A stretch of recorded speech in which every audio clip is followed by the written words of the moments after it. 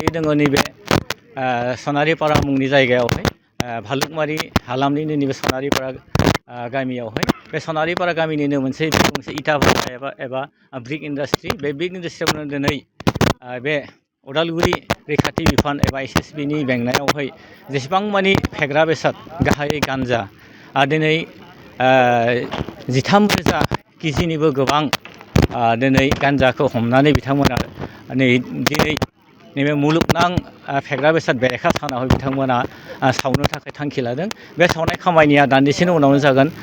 जोंनि केमेरामेनखौ आङो खोन्थिनो थाखाय खावलायदों।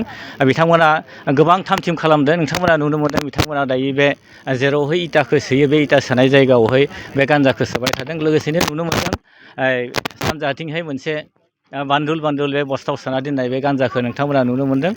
बेयो सानसेनो हमनाय नङा, बे बोसोरसेनि गेजेरावहाय हमनानै दोननाय बे बस्था गान्जा बे गासै 13,029 केजिनिबो एसे गोबां बे गासै बे गान्जाया।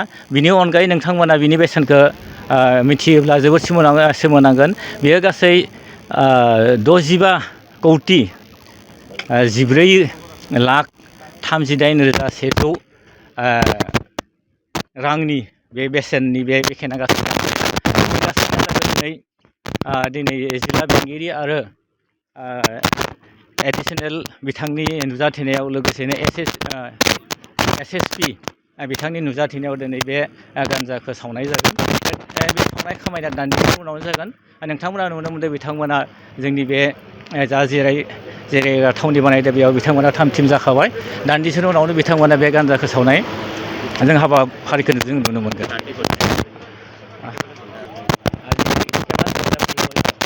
আজি টোটেল মানে 13,000 কেজি আৰু এইটো যোৱা 1.5-2 বছৰতে চিজ কৰা আমাৰ গোটেই ডিষ্ট্ৰিক্টত এইখিনি কোৰ্ট অৰ্ডাৰ আজি আমি ডিষ্ট্ৰাকশ্যন কৰিম। এইটো 1.5 বছৰমান মূৰত হৈছে। এইখিনিৰ ভেলু প্ৰায় 65 crores মান হ'ব আজিৰ ডেটত। হয় international day against drug abuse and illicit traffic, সেইটো ডেটটো চাই পেলাই আমি একেলগে হেৰিটো কৰিম। হয়, আমি আমাৰ ফালৰ পৰাও মানে যিমান পৰা যায় আমি একশ্যন লৈ আছোঁ আৰু যিমান পৰা যায় আমি চেষ্টা কৰি আছোঁ যাতে কমাব পাৰি। जोङो बिथांनिफ्राय जों मोनथिनो हाबाय गोबां बोसोरसेनिबो गोबां सान बिथाङा फोरमायदों माने 1 बोसोर 6 दाननि गेजेराव बे भांखिनाखौ बुथुमदों बिथांमोना। बे भांखौ दिनै सावनाय जागोन एबा फोजोबस्रांनाय जागोन। बिथांमोना बुंदों माने गोबां जोंनि गेजेरावहाय बेबायदि फेग्रा बेसाद बारायनायखौ नुनो मोनदों। जाहाथे बे फेग्रा बेसाद बाहायनाय बेखौ खमायनो हायो, बेनि थाखायनो बिथांमोना दिनै सांग्रांथि लाबोनो थाखाय नाजादों। जाहाथे बेबायदि फेग्रा बेसाद बाहायनाया जोंनि गेजेराव खमायो बेखौ बिथांमोना सांग्रांथि खालामनो थाखाय नाजादों। नोंथांमोना नुनो मोनदों दायो नैबे जेरावहाय इटाखौ सोनाय जायो बेयाव बान्दुल बस्था बेयाव गान्जाखौ सोबाय थानाय जादों आरो बनखौ थाम थिम खालामनाय जादों। दान्दिसेनि उनावनो बे गान्जाखौ सावनाय जागोन। गासैखौबो बेयाव सोबाय थानायखौ नोंथांमोना नुनो मोनदों।